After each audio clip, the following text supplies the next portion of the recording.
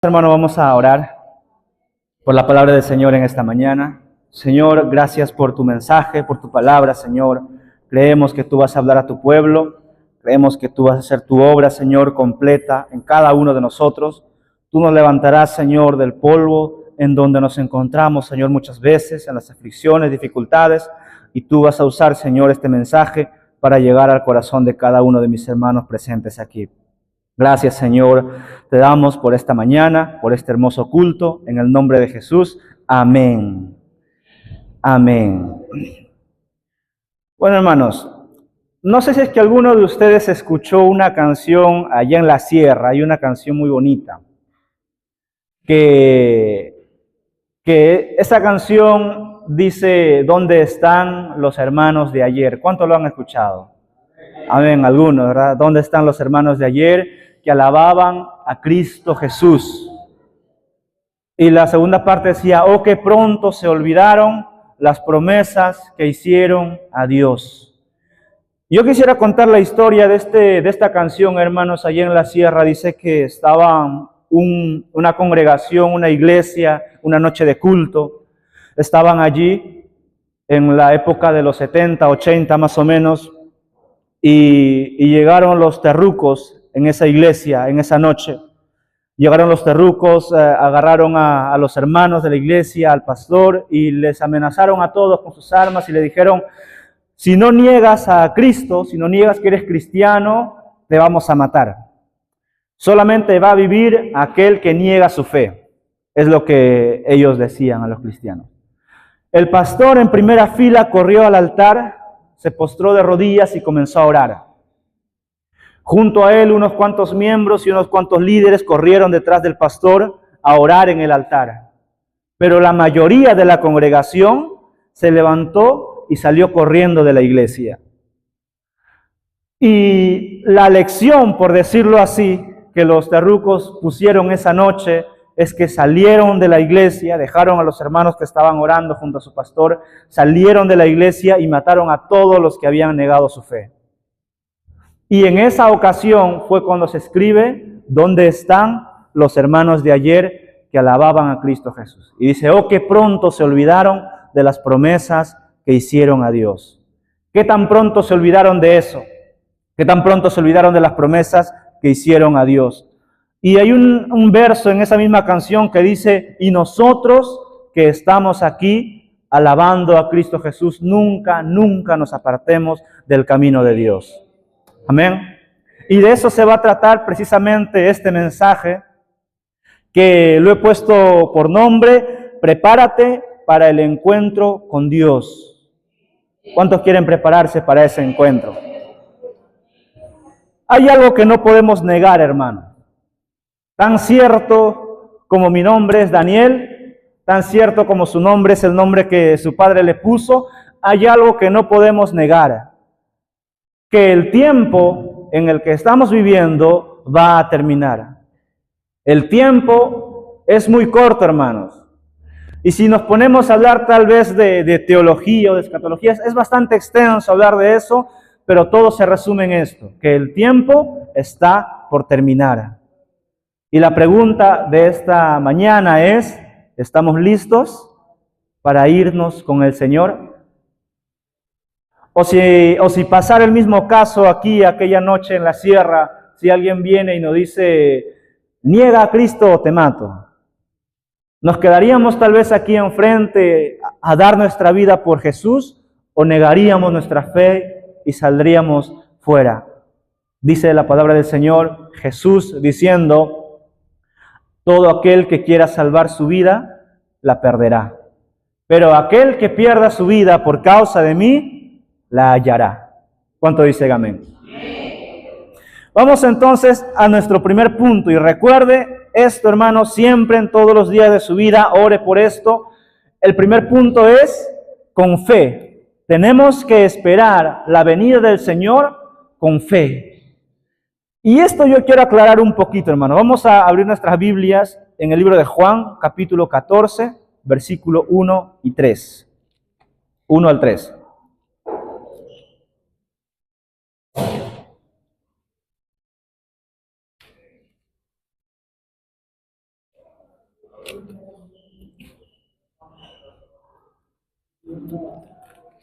Juan capítulo 14, versículo 1 al 3.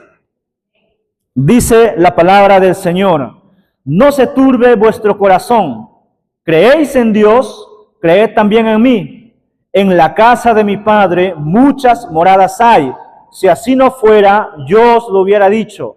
Que dice: voy pues a preparar lugar para vosotros. Y si me fuere y os prepare lugar, vendré otra vez y os tomaré a mí mismo, para que donde yo estoy, vosotros también estéis. Hermanos, yo les pregunto algo. ¿Alguno de ustedes ha estado el día en que crucificaron a Jesús? Nadie, ¿verdad? Nadie ha visto, digamos, en carne propia o digamos cara a cara a Jesús en persona, al Hijo de Dios. Nadie lo ha visto. Pero aún así hemos creído en Él. Creemos que por su sangre Él limpió nuestros pecados. Creemos que por su muerte nosotros hemos sido salvados. ¿Y sabe cómo se llama eso? Se llama fe. Porque nosotros no podemos verlo, no lo hemos visto. Pero aún así creemos que eso sucedió. Y vamos a explicar un texto muchas veces mal interpretado en Hebreos capítulo 11, donde habla acerca de la fe. Y esto es un poco mal interpretado a veces. ¿Qué es la fe? La certeza de lo que se espera y la convicción de lo que no se ve.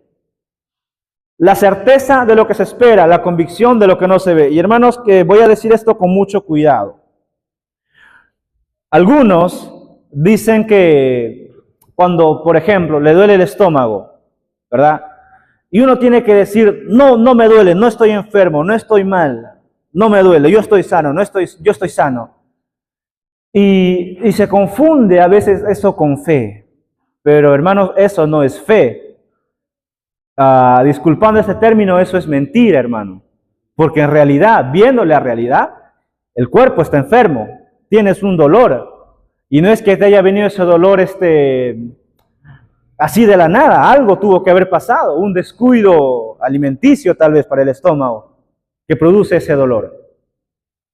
Y uno se esmera a decir: no, yo estoy sano, yo estoy sano, yo estoy sano. Y esa enseñanza, hermanos, viene de una filosofía, digamos que se llama filosofía humanista, donde enseña acerca del superhombre, de que el universo está a favor del hombre y todo lo que el hombre diga y repita y se convenza, eso será hecho. Y eso es algo mundano, hermanos.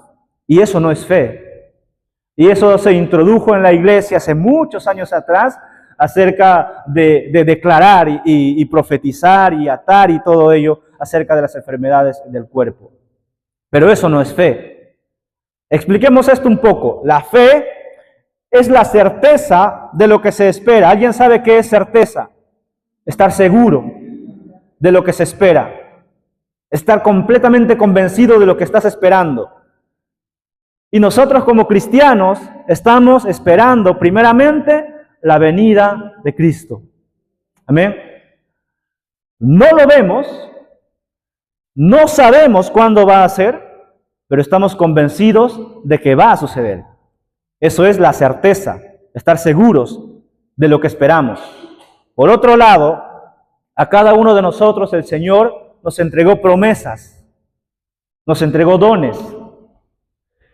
Y si, por ejemplo, a uno por sueño o por revelación de Dios le muestra algo que va a suceder, por ejemplo, uno está enfermo de cáncer, vamos a decirlo ahí, y Dios le revela y Dios dice: yo te voy a sanar, espera un poquito más, yo te voy a sanar.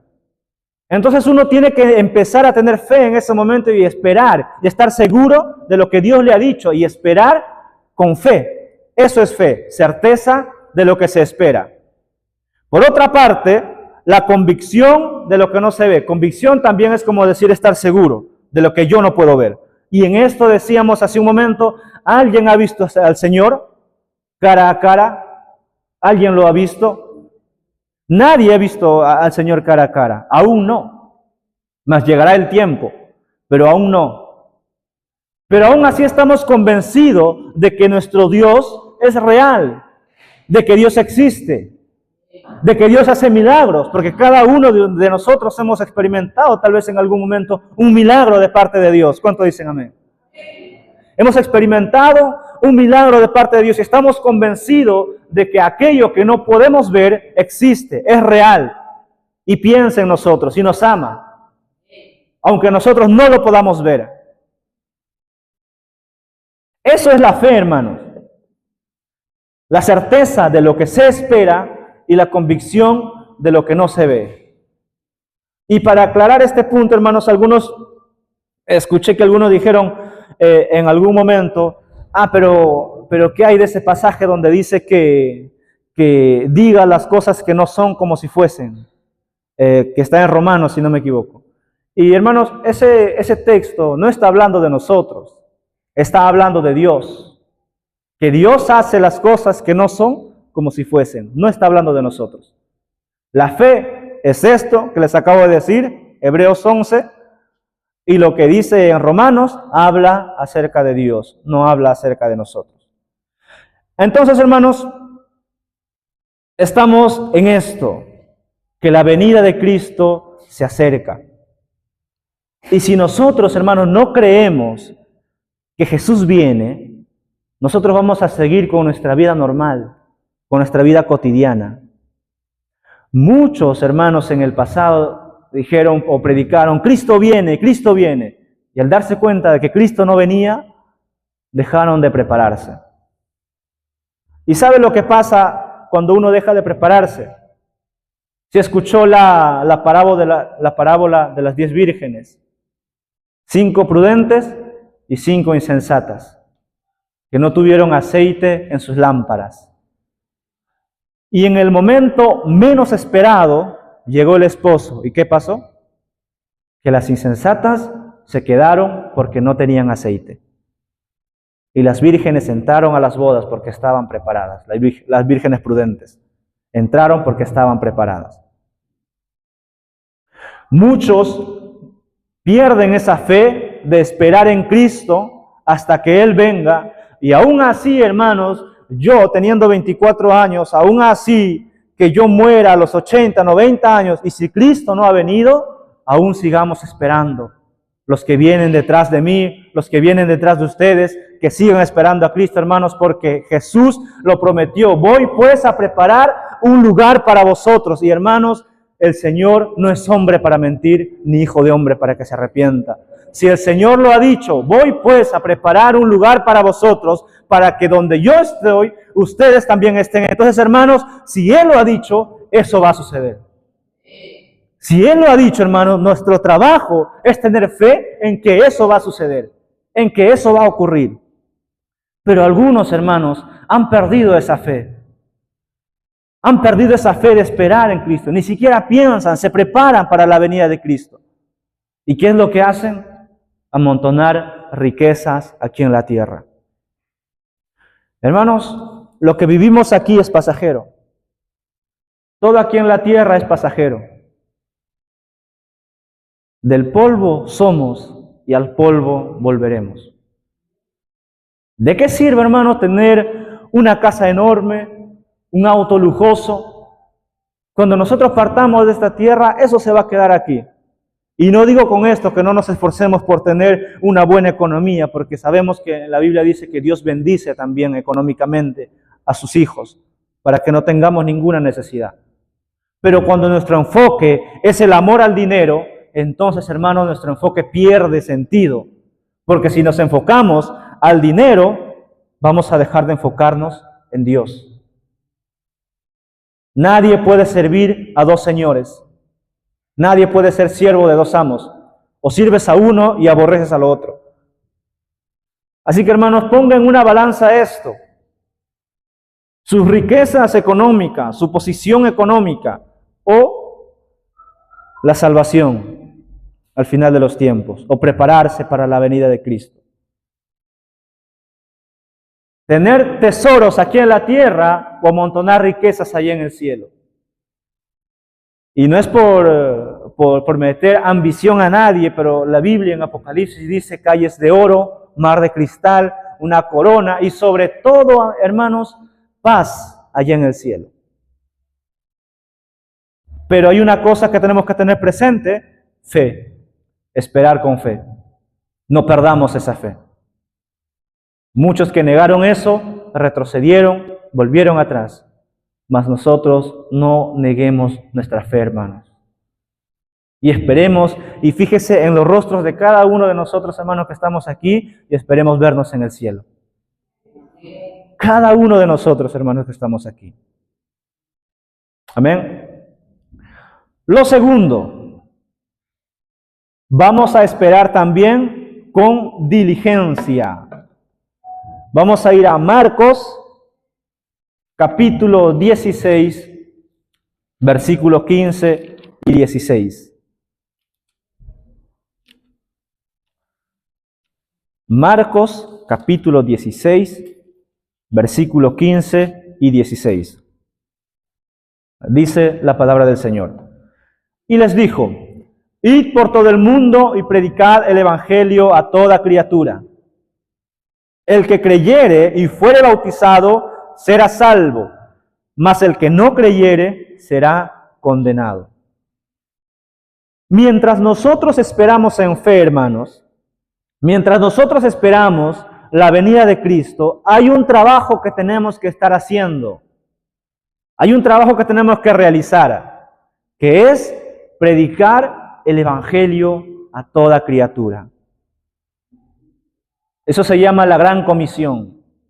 Mientras esperamos, tenemos que predicar el evangelio a toda criatura. Y en esto quiero hacer un hincapié a cada uno de nosotros, hermanos. Porque muchos de nosotros hemos fallado muchas veces en esto. Que es normal que en una familia haya problemas. Es normal que en una familia haya discusiones. En cada familia hay como se les llama la oveja negra, ¿verdad? Hay uno que es más inquieto, más molestoso. Hay uno que le dicen la oveja negra. Pero no por ser la oveja negra, hermanos, no por tener las reacciones que él tiene, y no por tener el carácter o el temperamento que tiene, vamos a dejar de pensar que Cristo también murió por esa persona.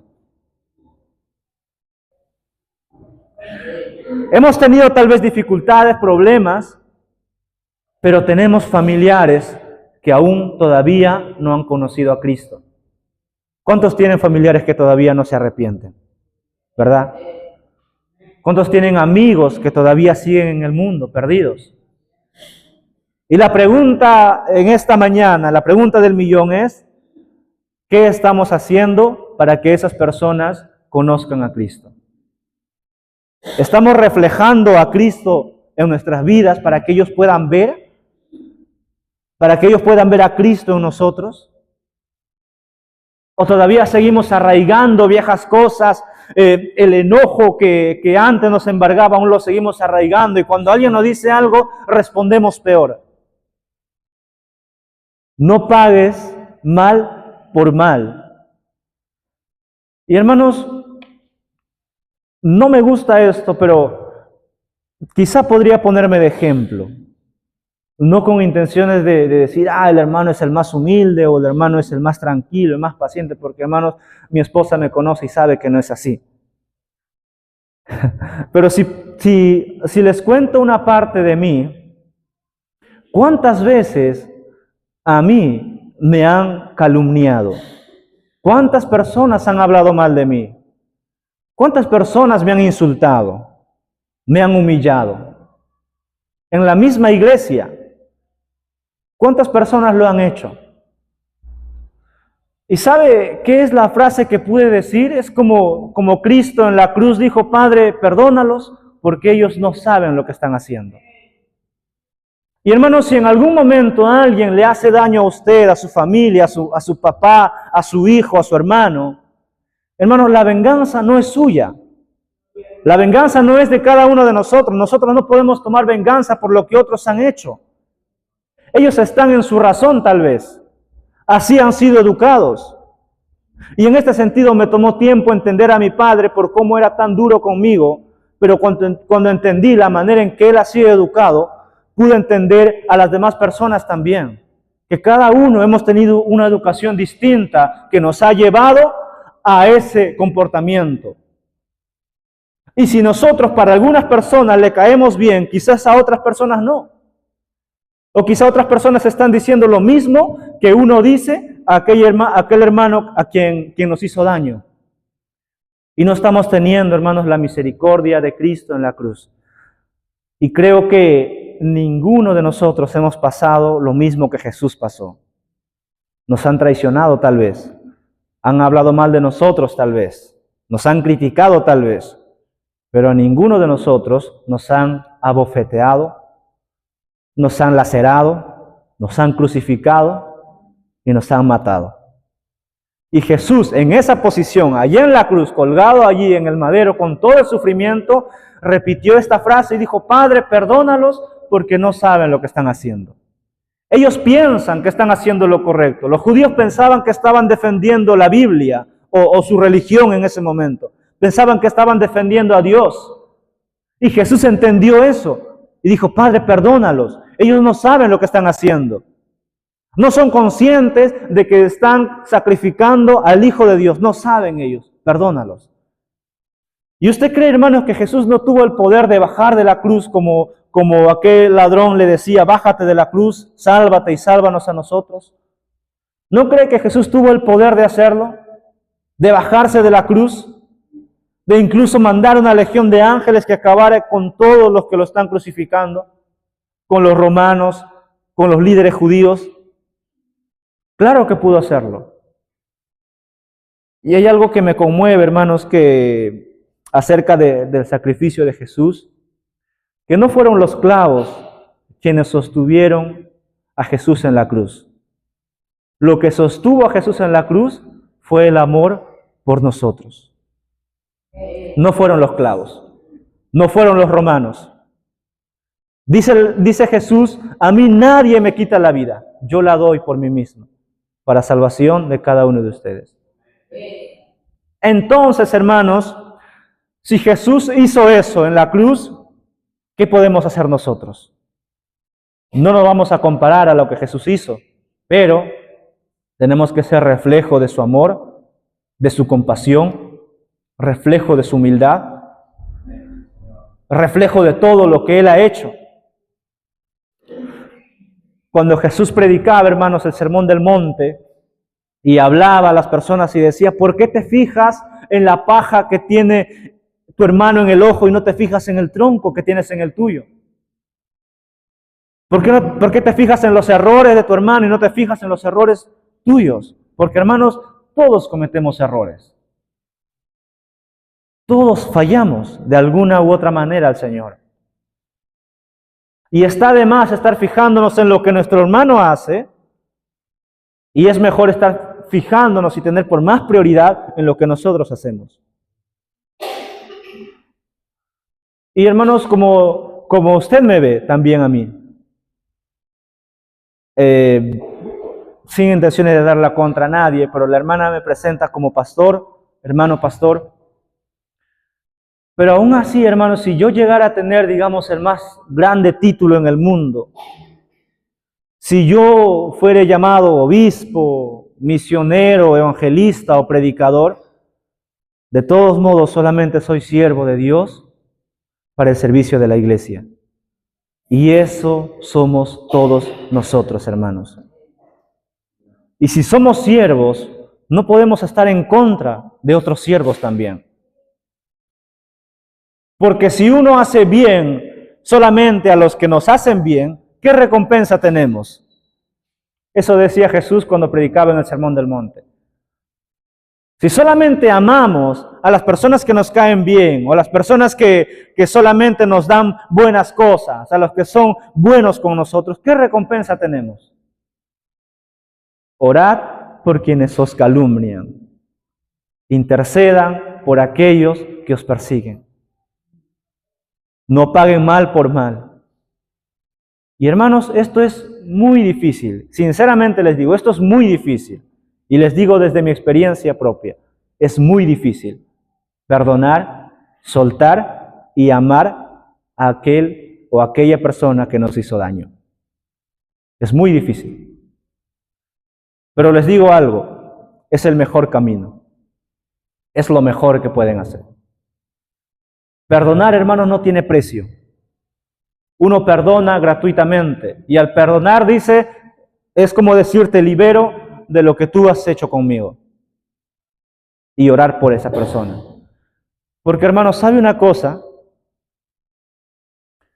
Si esa persona que nos hizo daño en algún momento o peca de ese modo, y si nosotros no le amamos, no intercedemos por esa persona, cuando llegue el final de los tiempos, esa persona podría ir al infierno. Y yo no sé si es que hay alguien aquí que a su enemigo desee que vaya al infierno. Porque hemos escuchado historias, hermanos, de cómo es el infierno. Y yo les digo, todas las historias que hemos escuchado en algún momento no se comparen nada a cómo realmente es. Y les pregunto, ¿desearían que su enemigo vaya a ese lugar? ¿O estaríamos dispuestos a dejar el orgullo, a dejar de lado nuestro ser, nuestro enojo, y nosotros que nos acerquemos, pidamos perdón, nos reconciliemos y quizá podemos salvar un alma de ir al infierno? Jesús murió por todas las personas, hermanos. No solamente por los que estamos reunidos aquí, por todas las personas aquí en Ancón, en Lima, en Perú y en todo el mundo. Jesús murió por todas las personas.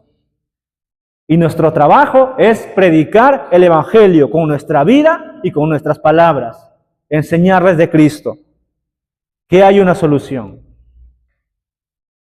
No tenga miedo, ni asco, ni nada por el estilo cuando vea a un perdido en la calle, sucio, borracho, perdido. ¿Qué hizo Jesús con el leproso? En ese tiempo, hermanos, la lepra era una enfermedad inmunda. Si alguien tenía lepra, nadie le podía tocar. Nadie podía tocar a alguien que tenía lepra. ¿Mas qué hizo Jesús? Vino aquel leproso y le dijo, Señor, si tú quieres, puedes sanarme. Y Jesús le dijo, sí quiero, sé sano.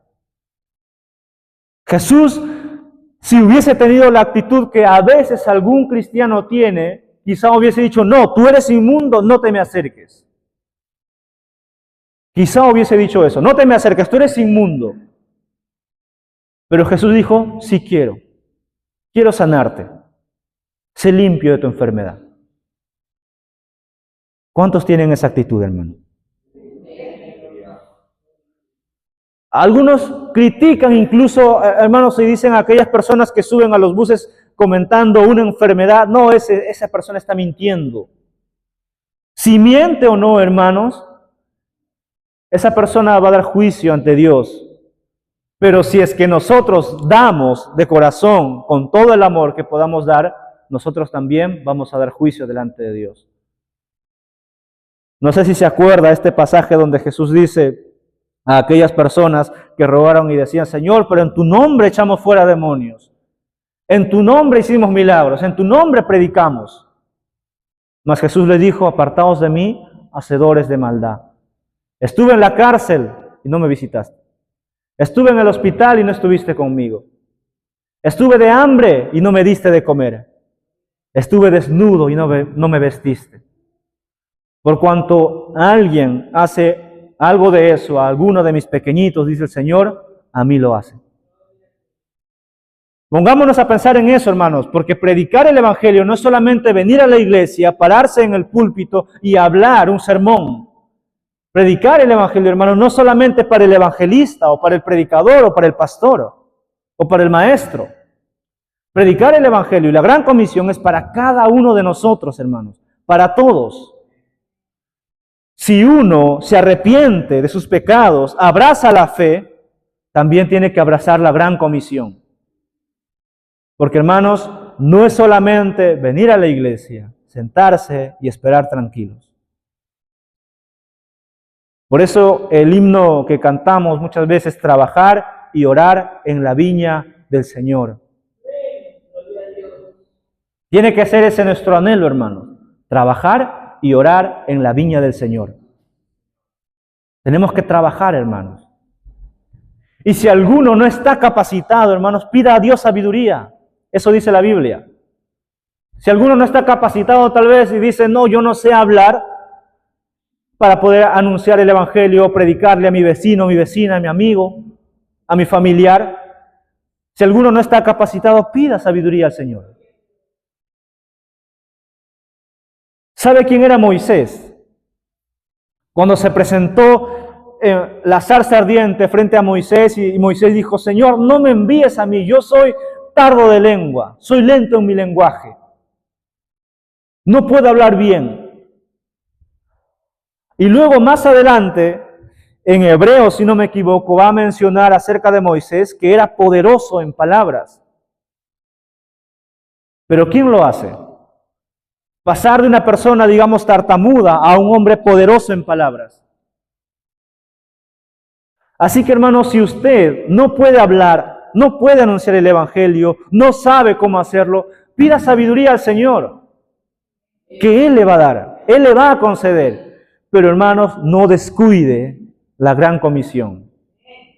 Es una manera de prepararse también para la venida de Cristo.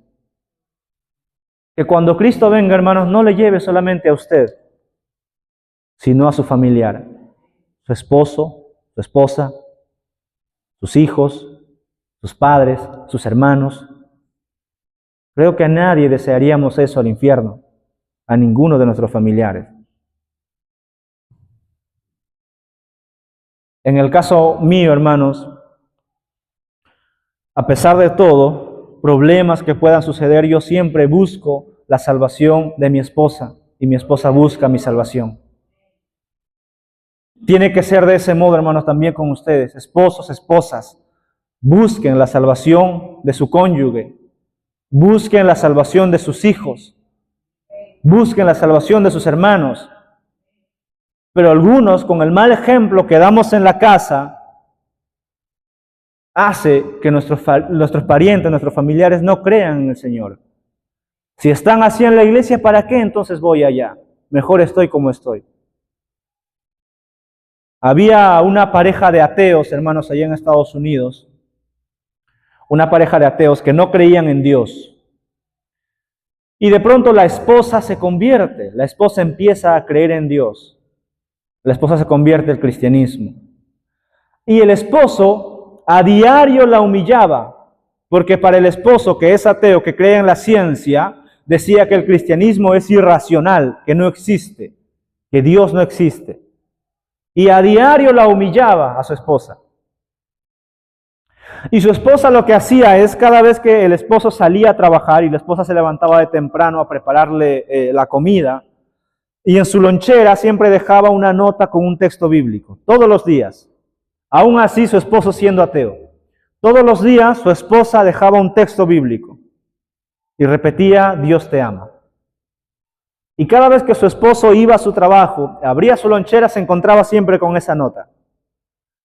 Y ya el esposo, harto, cansado de que su esposa le mande esa nota, dice en su mente, voy a investigar yo, voy a demostrar con la ciencia, voy a demostrar a mi esposa que Dios no existe. Y este hombre era periodista. Y este hombre empieza a investigar. Y en medio de su investigación se da cuenta que Dios es innegable, que Dios existe, y se convierte también en cristiano juntamente con su esposa. ¿De dónde partió? De que la esposa, a pesar de las humillaciones que su esposo le hacía a diario, ella aún seguía persistiendo, dejando esos textos bíblicos, repitiendo Dios te ama, y eso hizo que el esposo se mueva a investigar, en cierto modo para humillar nuevamente a su esposa, pero en esa búsqueda se encontró a Dios. Otro caso, allá en República Dominicana, una señora de República Dominicana se casó con un chino que hablaba chino mandarín, y la esposa hablaba solamente español, y la esposa se convierte al cristianismo. Y el esposo ateo, y la esposa a diario le predicaba al esposo acerca de Cristo, y el esposo le dice, si tú me predicas en chino el evangelio, yo voy a creer. Tremendo reto, hermano. La esposa no hablaba chino. Tremendo reto. Le dice, si tú me predicas el evangelio en chino, yo voy a creer. Y bueno, una noche la esposa, como es de costumbre, orando en la noche, se acuestan a dormir. Y en la madrugada la esposa despierta y ve al esposo llorando, postrado al costado de su cama. Y la esposa confundida le dice, ¿qué pasó? Y el esposo le dice, ¿no sabes lo que pasó? Te levantaste en la madrugada y me predicaste el evangelio en chino. Y no hablas chino. Me predicaste el evangelio en chino, ahora entiendo que Dios existe. Y se convirtieron los dos. Y así, hermanos, hay muchos testimonios que podemos relatar de personas que con su ejemplo y con su mensaje convirtieron a miles de personas al evangelio, cumpliendo la gran comisión. Y nosotros tenemos que hacer lo mismo. ¿Cuánto dicen amén? Tenemos que hacer lo mismo, hermanos. Si nosotros esperamos en fe, como dice el primer punto, si nosotros esperamos en fe la venida de Cristo para irnos con Él, tenemos que esperar también con diligencia, buscando a más personas, buscando a que se salven más personas. Tenemos que esperar con diligencia. Lo tercero, tenemos que esperar con esperanza. Suena algo redundante. Tenemos que esperar con esperanza, pero tenemos que tener esperanza. Segunda de Timoteo, capítulo 4, versículo 7 y 8.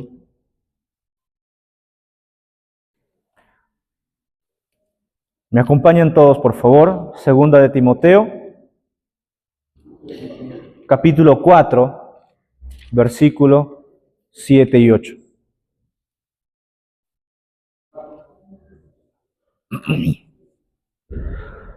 Segunda de Timoteo, capítulo 4, versículo 7 y 8. En esta ocasión, el apóstol Pablo está hablando a su hijo en la fe, Timoteo. Y es como una carta de despedida y le dice, he peleado la buena batalla, he acabado la carrera, he guardado la fe. Por lo demás, me está guardada la corona de justicia, el cual me dará el Señor, juez justo, en aquel día, y no solo a mí, sino también a todos los que aman su venida. ¿Qué quiere decir esto, hermanos? Cuando escribía esto, me llenaba de mucha nostalgia y a la vez esperanza. E incluso salían lágrimas. Tener esperanza. No sé si muchos de los que están aquí saben, hermanos, pero hace un año atrás, mi esposa y yo perdimos a un bebé. Y hasta ahora es algo duro todavía. Es algo que todavía duele. Y por eso cuando escribía esto me llenaba de esperanza. Porque mi bebé no había conocido pecado todavía. Y cuando lleguemos al cielo, mi esposa y yo tenemos esta conversación, que cuando lleguemos al cielo, vamos a conocer a nuestro bebé que aquí en la tierra no hemos conocido. Y esa es la esperanza que tenemos, hermanos. Sé que si alguno de ustedes ha pasado la misma situación que nosotros hemos pasado, tal vez, o quizá otras situaciones más fuertes, porque no voy a comparar mi dolor con el dolor que otras personas han tenido. Pero esa es mi esperanza. Y yo siempre digo, hermanos, no puedo perderme la oportunidad de conocer a mi bebé. Yo no puedo perderme esa oportunidad. Por eso, como le mencionaba hace un momento, siempre procuro yo la salvación de mi esposa y mi esposa procura mi salvación. Para que cuando lleguemos allá podamos conocerlo o conocerla. Quizá, hermano, usted está pasando una situación difícil también. No sé cuál sea. Quizá dentro de su corazón tiene algo que todavía le está quejando. Una enfermedad tal vez. problemas en su matrimonio tal vez hijos en la cárcel o perdidos, en el alcohol, en la droga, en las pandillas. No sé qué problema pueda tener. Adolescentes con problemas de identidad tal vez. Enfermedades terminales. Incluso quizá algunos desahuciados a 3 meses, 4 meses de vida. Pero hermanos, de todo corazón yo les digo, hay una esperanza. Hay una esperanza, hermanos. Podemos pasar dificultades. El apóstol Pablo estaba a punto de ser decapitado y envía esta carta a su hijo y dice: he peleado la buena batalla, he guardado la fe. Tanto me espera la corona de justicia que el Señor justo me dará. Hermanos, vamos a pasar problemas. La Biblia misma lo dice, Jesús mismo dice: en el mundo tendré aflicciones, pero confíen que vamos a tener aflicciones, vamos a pasar dificultades, hermanos. Vamos a pasar situaciones en que deseamos morirnos, pero confíen, hermanos, tengan esperanza. Allá en el cielo nos espera la corona de justicia. En el cielo, hermanos, tendremos paz. No habrá más muerte, no habrá más enfermedad, no habrá más llanto, no habrá dolor. Solo un poco más, hermanos, que el Señor está cerca. El Señor no retarda su venida, aunque algunos lo tengan por tardanza. Solo un poco más, como dice su palabra, y el que ha de venir, vendrá. Y estaremos allá con Él en su presencia, descansando de todo lo que hemos vivido aquí. Si alguno, hermano, le calumnia, si alguno le dice algo, le trata mal, le golpea, allí en el cielo descansaremos de todo eso. A pesar de todo, hermanos, tengamos esperanza. El apóstol Pablo decía: si Cristo no hubiese resucitado, vana sería nuestra fe. Pero como Cristo ha resucitado, nosotros tenemos esperanza. Porque Él vive, hermano, nosotros también viviremos. Nosotros también viviremos, tenga por seguro eso, hermanos. Porque Él vive, porque Él se levantó, nosotros viviremos con Él. Voy pues a preparar un lugar para vosotros. Estaremos juntamente con Él. Estaremos en su descanso, adorando al Señor por siempre, por toda la eternidad. El día jueves explicaba un poco de esto. Nosotros, hermanos, somos el alma, y el alma es eterno. Lo que muere aquí en la tierra es el cuerpo. Y el cuerpo va a la sepultura y se descompone. Pero nuestra alma, ¿a dónde irá? ¿Irá al tormento o irá al paraíso? Estaba el rico y Lázaro. El rico hacía banquetes todos los días, tenía placeres aquí en la tierra, mas Lázaro era un mendigo. Mas llegó el día en que ellos fueron recogidos. Y dice la palabra del Señor que el rico despertó en tormento, abrió los ojos y se dio cuenta de que estaba en tormento, y que Lázaro estaba en el descanso. Y el rico suplicaba y decía: Padre Abraham, envía a Lázaro que moje la punta de su dedo y lo ponga en mi lengua.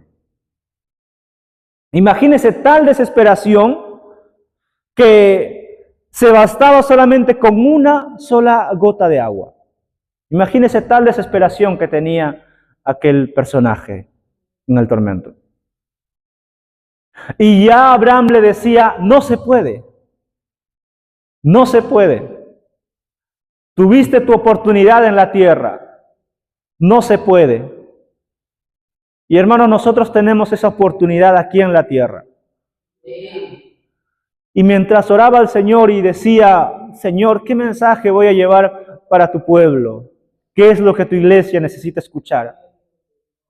Y sentía en mi corazón que el Señor me decía: si tú no hablas de esto, quizá nadie lo va a hacer. O quizá más adelante lo vayan a hacer cuando ya algunos no estén. Así que era necesario hablar de esto, hermanos.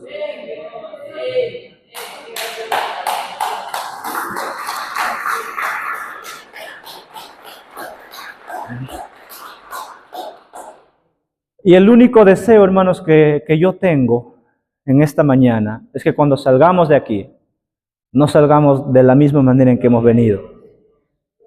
Salgamos con una esperanza, con ganas de trabajar y sobre todo con fe, esperando al Señor, su pronta venida, que el Señor viene pronto. Voy a leer esto último, hermanos, en Apocalipsis capítulo 22.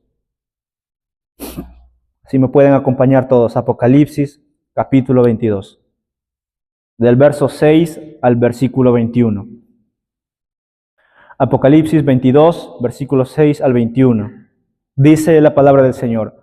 Y me dijo, estas palabras son fieles y verdaderas. Y el Señor, el Dios de los espíritus de los profetas, ha enviado a su ángel para mostrar a sus siervos las cosas que deben suceder pronto. He aquí, vengo pronto. Bienaventurado el que guarda las palabras de la profecía de este libro. Yo, Juan, soy el que oyó y vio estas cosas, y después que las hube oído y visto, me postré para adorar a los pies del ángel que me mostraba estas cosas. Pero él me dijo, mira, no lo hagas porque yo soy consiervo tuyo, de tus hermanos los profetas y de los que guardan las palabras de este libro. Adora a Dios. Y me dijo, no selles las palabras de la profecía de este libro, porque el tiempo está cerca. El que es injusto, sea injusto todavía. Y el que es inmundo, sea inmundo todavía. El que es justo, practique la justicia todavía. Y el que es santo, santifíquese todavía. He aquí yo vengo pronto y mi galardón conmigo, para recompensar a cada uno según sea su obra. Yo soy el alfa y la omega, el principio y el fin, el primero y el último. Bienaventurados los que lavan sus ropas para tener derecho al árbol de la vida y para entrar por las puertas de la ciudad. Y escuche esto, hermanos, mas los perros estarán afuera, y los hechiceros, los fornicarios, los homicidas, los idólatras, y todo aquel que ama y hace mentira. Yo, Jesús, he enviado mi ángel para daros testimonio de estas cosas en las iglesias. Yo soy la raíz y el linaje de David, la estrella resplandeciente de la mañana. Y preste atención a esto. Y el espíritu y la esposa dicen ven. Y el que oye diga ven. Y el que tiene sed, venga, y el que quiera, tome del agua de la vida gratuitamente. Aleluya. Yo testifico a todo aquel que oye las palabras de la profecía de este libro. Si alguno añadiere a estas cosas, Dios traerá sobre él las plagas escritas en este libro. Y si alguno quitare de las palabras de este libro, del libro de esta profecía, Dios quitará su parte del libro de la vida y de la santa ciudad y de las cosas que están escritas en este libro. El que da testimonio de estas cosas dice, ciertamente vengo en breve. Amén. Sí, ven, Señor Jesús. La gracia de nuestro Señor Jesucristo sea con todos vosotros. Amén. Vamos a ponernos de pie y vamos a orar al Señor. Y hermanos, esta que sea una oportunidad para nosotros ponernos a cuentas con Dios. Es la frase que usamos, ¿verdad? Ponernos a cuentas con Dios. Porque hermanos, el tiempo se acorta. Cada día que pasa es un día más cerca del rapto. Es un día más cerca de la venida de Cristo. El tiempo se acorta. Que no nos sorprenda como las vírgenes insensatas. Seamos prudentes. Amén.